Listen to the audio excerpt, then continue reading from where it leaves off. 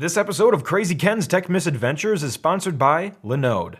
Hey guys, how you all doing? Really? That's just great. You know, I'm doing pretty great today too because we have a Macintosh IIvx in the layer today. The first Macintosh with a built-in CD-ROM drive. We're going to take a look at the physical condition, the hardware on the inside, and we're going to see if we can get an operating system installed on it. Let's go.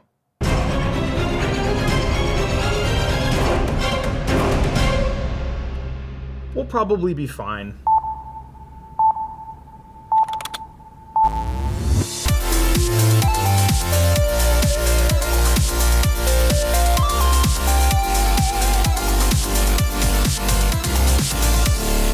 So the Macintosh II line lasted for several years. You had the Macintosh II, the IIfx, the II-CI, and all these great things. The VX was the last Macintosh II, and again, the first Macintosh with a built-in CD-ROM drive. So, in terms of an operating system, I'm guessing we'll need to install one. This thing can run up to 7.6.1. We have a nice copy of 7.6 right here, so we'll try that out. And we have a caddy, so we can do that. So, condition-wise, it looks okay. There is some rust on here. We'll take a closer look at that real soon. But yeah, everything else looks good to go, so let's dive in. Okay, that's just freaking gross. I don't want to even think about the other alien fetuses living inside of this thing. There was also a lot of rust here. Yeah, that just fell out. It looks like at one time this wasn't a very wet environment because there's rust everywhere. Do I dare check the bottom? Oh, sh**. Oh, yeah. Oh, yeah. There's a lot of crap under there. Well, at least the back looks okay. We have the DB15 for the monitor, we have SCSI, we have printer and modem, serial ports, Apple desktop bus, ADB, and audio in and out, and it looks like we have more slots. Let's take a look at the front. We have a floppy disk drive, and there's the CD-ROM drive with the QuickTime logo, I guess just indicating, hey, you can play QuickTime multimedia on here. And it is photo CD compatible, and it looks like it is 2x speed. And on the other side, built-in speaker, along with the reset and interrupt buttons. Okay, so now let's pop this thing open. I'm guessing our target is this little screw in here.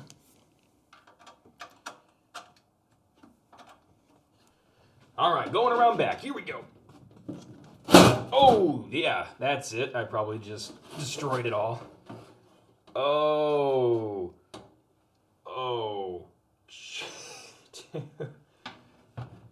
This is just, yeah, it's been wet. The guy said it still turns on. I sure freaking hope so. That rust is, it's a little far gone. I don't think CLR is going to be able to just touch that up. An interesting thing over here is the Apple logo, like, etched, or whatever process that is, into the metal. All right, let's look at the board. All the RAM slots are full. Pram battery, should probably replace that soon. Yeah, there's definitely some gunk going around here, probably some corrosion on the capacitors there. Some of them look a little more bulgy than others. Yeah, definitely not the cleanest board I saw, but it's worth a shot. At least there's a hard drive in here, so we can actually throw an OS on here. Let's hook this monitor up. Power for the IIvx. I'm just gonna hide down here for a sec to reach the outlet.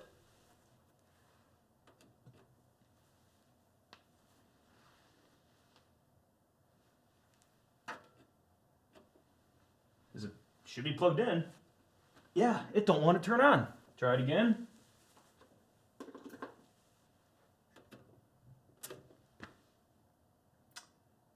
No dice. When I looked on the inside of this thing, and especially at the rust, I was like, I'm not sure if this is gonna work. Well, that really does suck. I was excited to boot one of these up. That button's not turning it on, though. I wonder if I need a keyboard. That button should work, though. The key word is should. And no, that sucks. Yeah, this one might be dead. I swear the owner said it was working, but maybe I'll have to get in touch with him again. I don't know, maybe it needs a new pram battery? Okay, so I just remembered I've had similar issues like this before with my II-CI, And sometimes you just gotta leave them plugged in for a while. The same thing happened with my Color Classic. So I'm gonna plug it in and try again in like 5 to 10 minutes. If that doesn't work, then we need to dive deeper. Let's look at the power supply. Maybe something's wrong in there. Cool?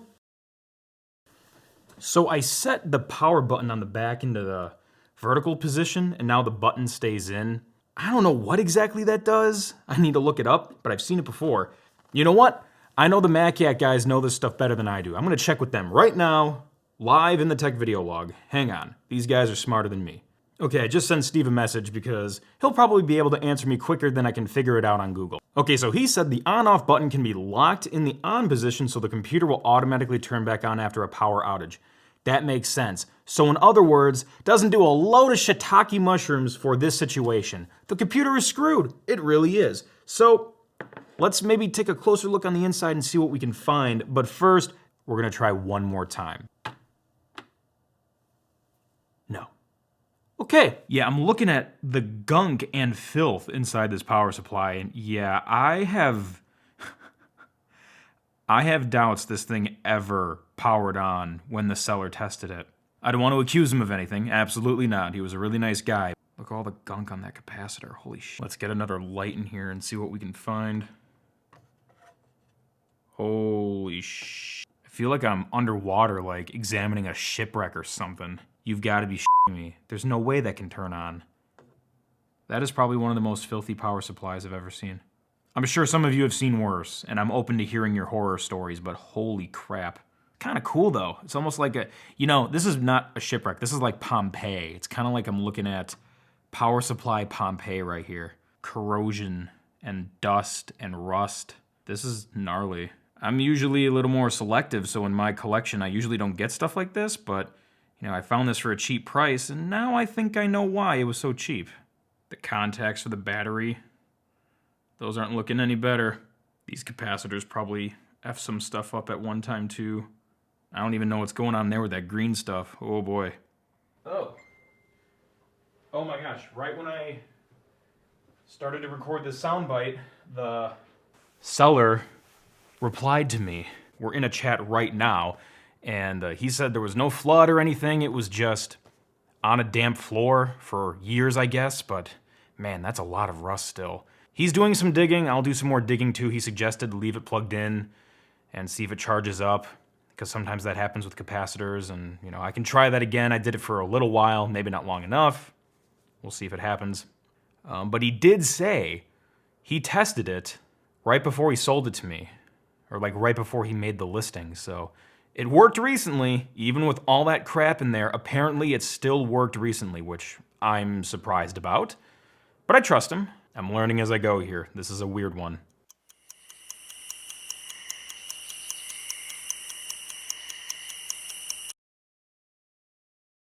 Okay, so no joke. I'm in my sleeping quarters. I go to the loo, and I hear something running. It's this frickin' Mac. I just left it plugged in overnight, and now it's on. I don't know how long it's been on for, but it's on. Well, hopefully I can turn it off and actually turn it back on later. Let's try it. Actually, I don't know if I can turn it off from here. Yeah, I don't know how to actually shut it down, aside from pulling the power, and I kind of don't want to do that, but at least it's turning on now. That's half the battle. All right, let's see if the reset button works. All right, and we can confirm the speaker works now too. And we know the death chimes work. Perfecto. Okay, well, let's see if we can get this thing working with an operating system. Sweet. Now that the system is up and running again, let's try to get macOS 7.6 installed. I did do a little bit of testing with it, and it just turns on by itself. I don't even have to press the power button. If it's unplugged for too long, I have to leave it plugged in for about an hour before it starts doing something again. Well, that's a start. I was expecting a blinking question mark, but at least we have some kind of signal. Let's restart it. We have a mouse cursor. And there's the blinking question mark. Perfect. So, oh boy. Let's throw this in there. Moment of truth. Let's see what happens. Hey, happy Mac face. That's a start.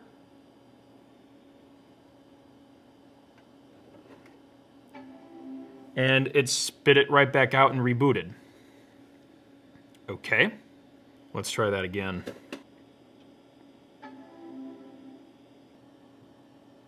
Hey, welcome to macOS. I am one happy son of a bee sting right now. Finally, we're getting somewhere. Krazy Ken Curse, I know you were rough on me today, but I hope I just didn't jinx it by saying, hey, we're getting somewhere. Hopefully it actually does something. Awesome. Check out that CD pattern. Okay, I can rest easy now. Thank you, IIvx. You're rusty and dirty. Probably the rustiest and dirtiest Mac I've ever purchased, but I'm surprised you're still working. Okay, so I hear the CD working. It's doing something, but the progress bar isn't moving, so hopefully it's still working. Since it needs some time, I'm just gonna take this break to talk about some other cool computer stuff. Linode. Hey, Linode provides virtual servers that make it easy and affordable to host your own app, site, service, or whatever the heck you want in the cloud. Whether you're a Linux junkie, not like me, or just want to tinker with code, you can use Linode for either of those. It's a do-it-yourself solution if you like to get into the nitty-gritty of hosting your own professional service. But if you want easy, which pretty much I would do, there's plenty of one-click apps to deploy WordPress, a personal VPN, heck, even Minecraft. We used to play Minecraft on this channel way back when. It's fast, all-in-one, and easy to configure cloud computing. So whether you're hosting your own website, an app, a coding project, or you just need a place to keep something cool live on the internet, Linode is here for you. Oh, and because you're here, and because we're all best friends, I'm going to give you $20 free on your new account. Just use my code CompClan20, or if you don't like typing in codes, click the link in the description. You'll be glad you did. All right, let's check in on macOS 7.6. Unfortunately, it doesn't seem like it's doing anything now. It shouldn't take this long. Try a reboot, third time's the charm.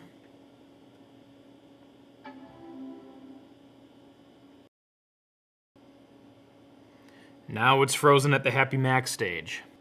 Well, maybe we should crash it just for fun. Oh. Whoa. That was... I didn't do that. Okay, well, you clearly don't like this disk. I mean, if we're gonna fail, we might as well fail with style, right? Have some fun with the death chime.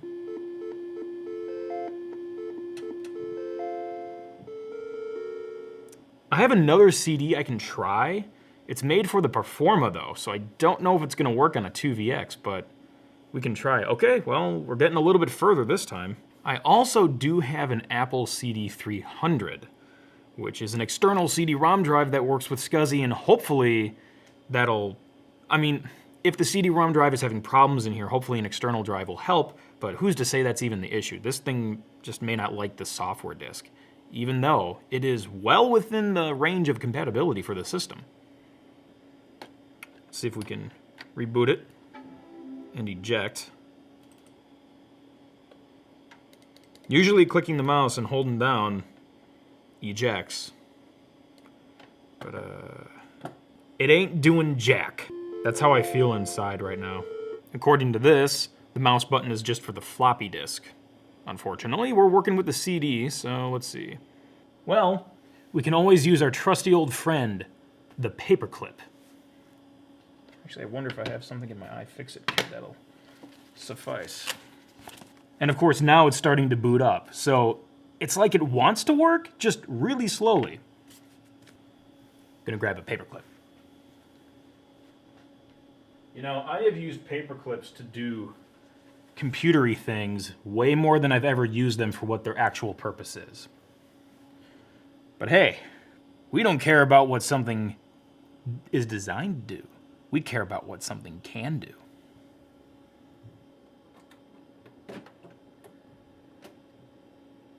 Okay, that did nothing. I thought it would just come right out, but nope. Oh, there we go. I don't know if that was because I was pressing the button or if it was just because it finally gave up.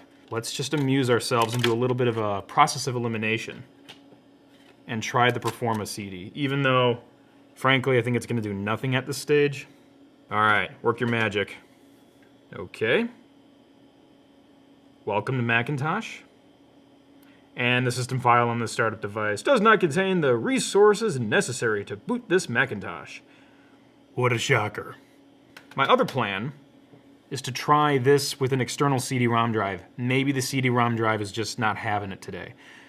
Again, it may not do something, but this is an experimental and tinkering show. We got to do some process of elimination. Okay, here's the weird thing. I cannot hot plug the SCSI CD-ROM drive, but it's also hard to turn the computer off because it may not turn back on for an hour. So, what we're gonna do is we're gonna unplug the computer and very, very, very quickly plug in the SCSI drive so we're not sitting here for another hour.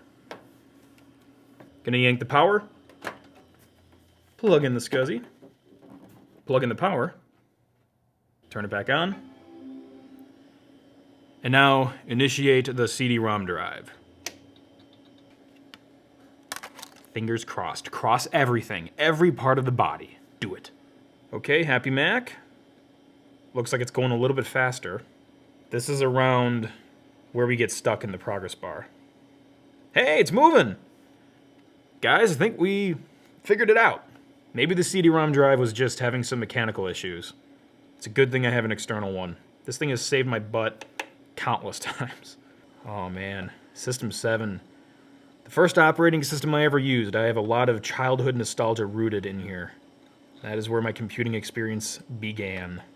There's a hard drive in here. We saw it, we heard it, but let's take a look at, I don't remember if it's drive setup or HDSC setup. It's been a while since I've tinkered with this stuff.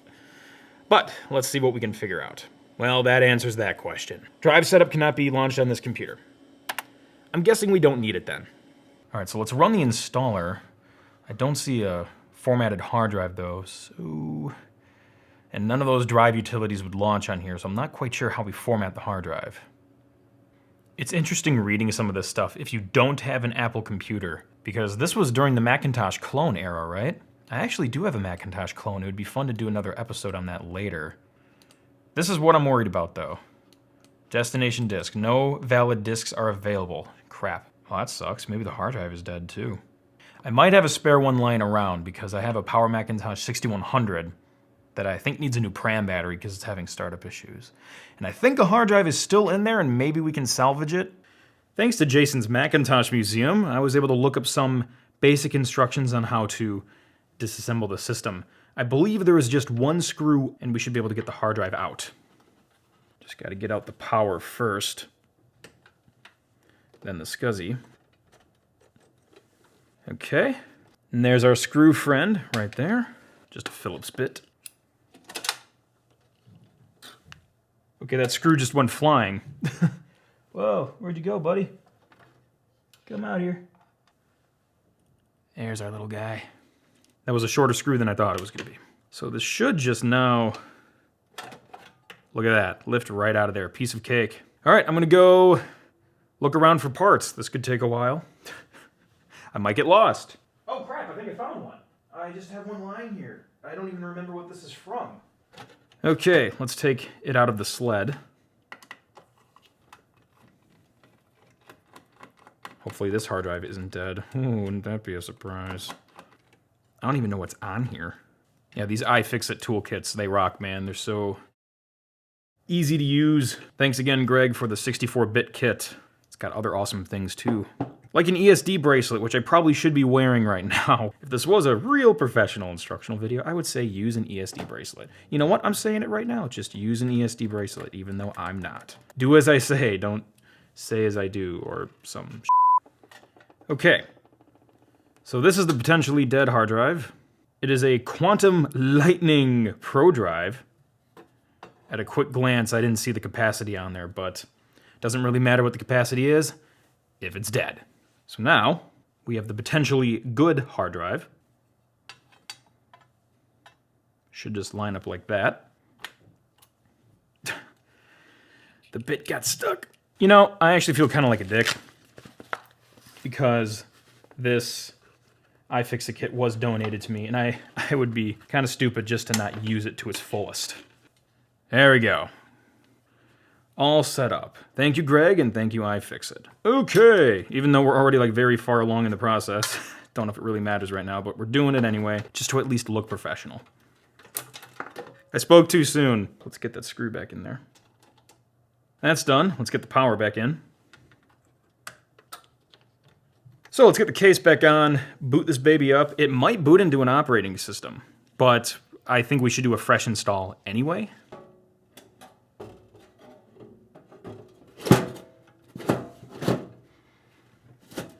And refasten the back. Bon appetit. All right, let's boot her up. Okay, I anticipate there might be some startup delay. Yep, because it probably needs to juice up again. All right, so now we wait for it to juice back up. Okay, it is juiced back up. I don't have the CD drive turned on yet. I just want to see what the hard drive does. Sweet. Hey, check it out. The hard drive's working. Yeah, this, I believe, was the installation that was on the Power Mac. Again, it's been a long time, so I don't remember. But yeah, let's see if it works. Oh, hang on. I remember what this hard drive is from. This was the extra hard drive that Brian gave me when he sold me the Mac TV, because he also gave me a Mystic board and a hard drive to go with that Mystic board. That's what this hard drive is from. All right, well, the Macintosh TV episode was a great two-parter as well. Check it out.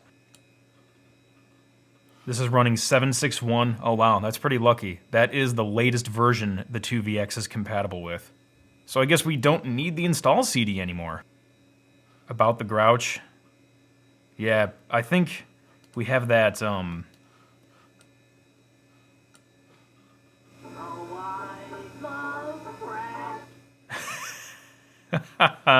all right, there we go. You know what? I'm curious. Let's see if the CD-ROM drive truly was failing. Let's put a music CD in there. Well, this is the small price you pay when you don't label stuff. I'm not sure if this actually has music on it, but it was in my demo stack, so I think this is it. Hey, there we go. That's an old track I wrote. Oh, I was probably back in high school.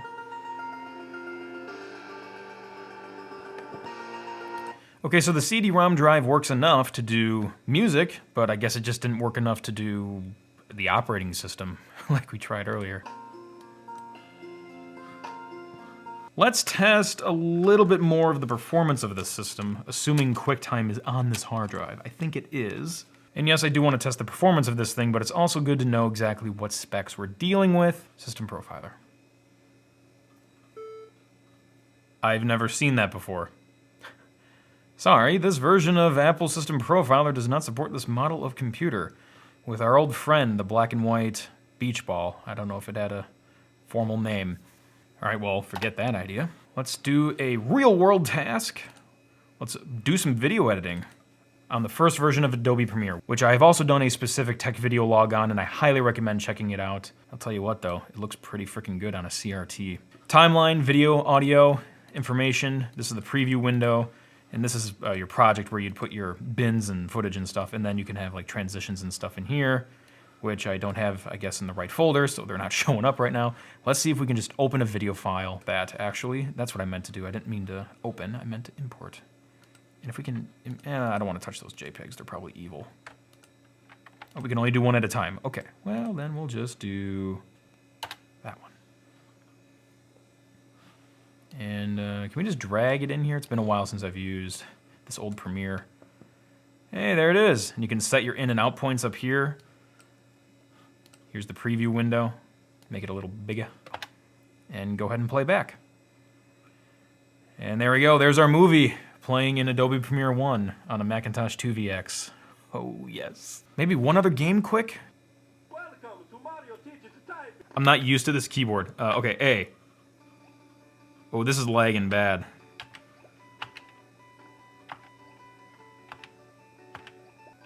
I'm dropping frames, man, and I'm not used to the hub keys being on D and K. Not as used to this keyboard. The sun is just basking in his glow up there. Graphics, who needs them? You just need to watch the letters. Well, guys, we did it. This was a perfect tech video log.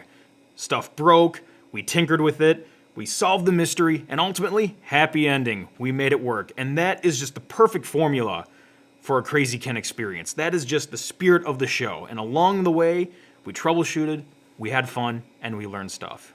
That right there is the Krazy Ken spirit. There's many more tech video logs for you to watch. It's a very bingeable show. Check them out. At this point, there's over like 120 of them. Until then, thanks for sticking with me. Catch the crazy and pass it on.